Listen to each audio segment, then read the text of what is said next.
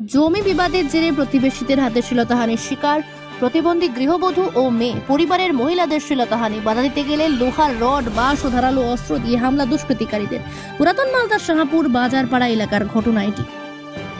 জমি দখলে বাধা দিলে প্রতিবেশী অভিযুক্ত ছেচড়ু ঘোষ, দেবাশিস ঘোষ আরও ৩ জন ধারালো অস্ত্রশস্ত্র নিয়ে বাড়িতে ঢুকে হামলা চালায় বলে অভিযোগ। পরিবারের এক যুবতীর শ্লীলতাহানি করা হয়। চিৎকার শুনে বাধা দিতে এলে পরিবারের প্রতিবন্ধী গৃহবধূর শ্লীলতাহানি করা হয়। এরপর ওই মহিলার স্বামী ও দেওর, ভাসুর, শ্বশুর শাশুড়ি এগিয়ে এলে তাদের কেউ বেধড়ক মারধর করে হাত ভেঙে ও মাথা ফাটিয়ে দেওয়ার পাশাপাশি ধারালো অস্ত্র দিয়ে কোপ দেওয়া হয়।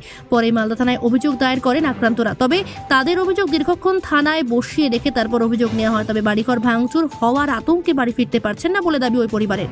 মালদা থেকে হরেন চৌধুরীর রিপোর্ট, সি প্রাইম নিউজ। ঘটনাটা হয়েছে, আমরা বাড়িতে ছিলাম রাত্রেবেলা, একটা সামান্য খালি টোটোটা নিয়ে ঝামেলা হয়েছিল। আর তারপরে আমার ননদকে ধরে টানাটানি করে ঘরের মধ্যে নিয়ে গিয়ে, আর তার ওকে বাঁচাতে গিয়ে আমাকে মুখ বন্ধ করে রেখেছিল। আর দিয়ে আমি চিৎকার করেছি, আমার শাশুড়ি এসেছিল, আমার শাশুড়ির হাতে রড দিয়ে আর হাসুয়া দিয়ে মারামারি করেছে। আমার শাশুড়িকে মারার পরে আমার স্বামীকে মেরেছে, আমার স্বামীকে মারার পরে আমার শ্বশুরকে মেরেছে কলের পাইপ দিয়ে, দিয়ে হাতে বাঁশের বার্তা দিয়ে সবকে মেরে হাত পা ভেঙে দিয়েছে, আমার দেওর ফেওর সবকে। কারা মেরেছে? ঘোষেরা। কোন ঘোষ?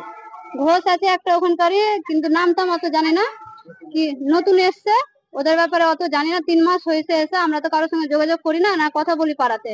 বিনা হ্যান্ডটাই ঘরে ঢুকে মেরেছে। আমি জন্ম থেকে এরকম আমি দেখতে পাই না, তাও আমাকে ওরকম করেছে। কি চাইছেন এখন আপনারা? আমরা চাই বিচার, আমরা চাই না, আমরা চাই পুলিশের কাছে বিচার। পুলিশ কোনো কিছু করলো না। পুলিশ 3-6 ঘন্টা পর আমাদেরকে বসিয়ে রেখে ছেড়ে দিল। আর 6 ঘন্টা থানায় গেছি, থানায় নাকি শুনতে পেলাম বলে টাকা দিয়ে কেস মিটমাট করতে চাইছে। আমরা কেস মিটমাট করব না। টোটাল কজনকে মেরেছে আপনাদের? টোটাল এখানে হয়েছে, দেখতে পাচ্ছেন তো আপনারা, সবথেকে বাচ্চাদেরকেও মেরেছে ঘরে, থাপ্পড়। আপনার কি ননদ যে তাকে কি গেছিল, টেনে নিয়ে যাচ্ছিল কেন? জন্য রেপ করবে।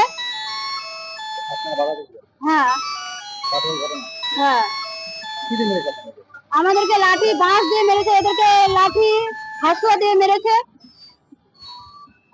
কোথায় এসেছেন এখন আপনারা? আমরা এসেছি হসপিটালে, সদর হসপিটালে।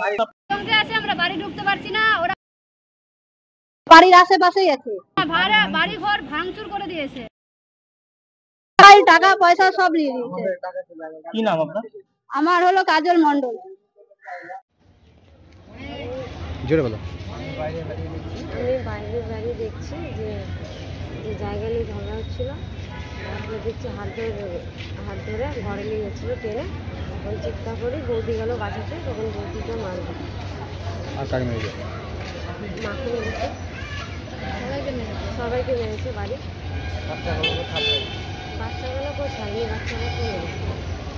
কি নাম তোমার? দীপা হালদার। বাড়ি ঢুকতে পারছি না। তোমার কি এখন কোথায় আছে? সদর হসপিটাল। বাড়িতে ঢুকতে পারছো না কেন?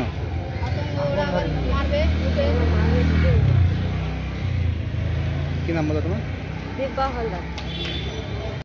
ছিলাম দিয়ে তো আমাকে এসব পাইপ টাইপ দিয়ে মারলো, আর আমার বেটিকে টানতে দিয়ে দিয়ে আমার বৌমাকে মারলো। দিয়ে তো পুলিশ করছে না। আজকে আবার আসলাম, কালকে গেছিলাম। ওই ঘরের ভিতরে টানছিল। কেন? ওই যে টেনে দিয়ে যাচ্ছিল, করার জন্য খারাপ অবস্থা দেয় না। কি চাইছেন এখন? আমি বিচার চাইছি। রড দিয়ে মেরেছে আর হাসুয়া দিয়ে মেরেছে। কোথায় এসেছেন? আমরা হসপিটালে এসেছি। থানায় গেছিলাম। বসে রেখে দিয়ে সকালে বসে রাখলো, দিয়ে আগুন করতে রেখে এখনই ছেড়ে দেবো। 5টা 4টা বছর ছাড়লো। কেন এখন ধরে বসে রেখে? এখন বসে রেখে পয়সা থেকে খেয়ে নিয়ে যাওয়া, আমাদেরকে বসে রেখেছে। আমরা রাতে 2টার সময় যখন সিভিককে ফোন করছি, তখন সিভিক বলছে আমরা কি করব। করেছে দিয়ে আমার বাইর করে দিয়ে তো বলছে এখন বললো বাবা আসবে থেকে একবার বাড়ি গেছিলাম, যেতে পারছি না, আবার গেছিলাম দিক চলে এসছে। এখনো অব্দি ভাত খাইনি।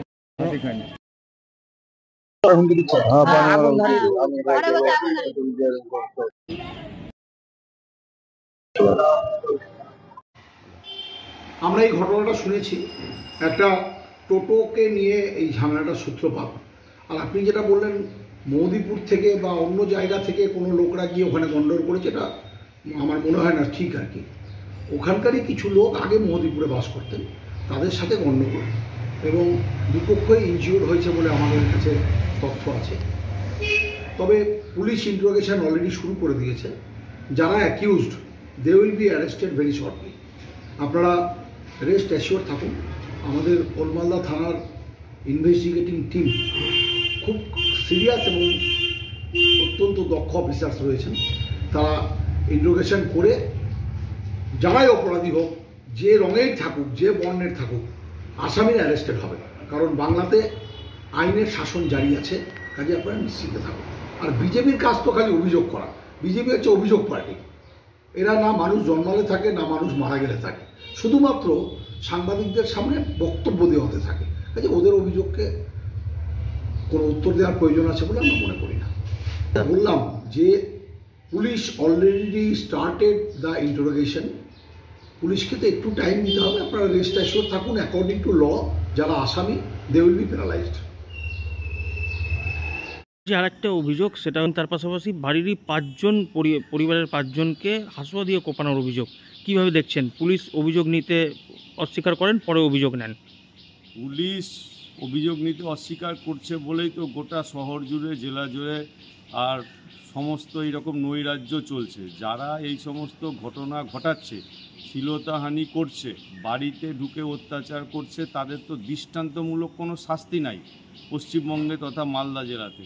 যার জন্য যারা দুষ্কৃতী তারা পুলিশের সঙ্গে বসে এক জায়গায় কাজকর্ম করছে, তাদের তো কোনো ভয় নাই।